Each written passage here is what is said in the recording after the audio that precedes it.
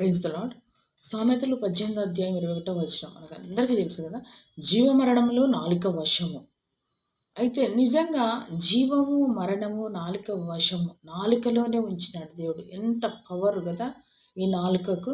నిజంగా దావీద్ అంటాడు, దావీద్ ఎన్ని శ్రమల్లో ఉన్నప్పటికీ కూడా ఆయన ఎక్కడ చూసినా నేను చావను, సజీవుడనే యెహోవా క్రియలు ప్రకటించేదను అంటున్నాడు.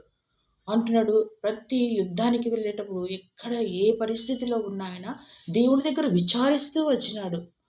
విజయం పొందుకున్నాడు. నిజంగా ఆయన తరతరాలకు సింహాసనం వచ్చేటట్లుగా శాశ్వతమైన కృపను చూపించినాడు దావీదుకు ఆయన నోటి మాట. ఇంకా సాంసన్ను గమనించినట్లయితే ఆయన మరి ఫిలిస్తీన్లతో పట్టబడతాడు. తర్వాత ప్రభువా నన్ను ఒక్కసారి జ్ఞాపకం చేసుకో అంటూ నేను ఫిలిస్తీన్ను చనిపోవుదువుగాక అంటాడు. నిజంగా అదే విధముగా ఆయన జీవితంలో జరుగుతుంది. ప్రభువా నన్ను క్షమించు, ఇంకొకసారి నాకు మరలా నూతన జీవితాన్ని ఇయ్యి అని అంటే ఒకవేళ దేవుడు ఇచ్చేవాడేమో.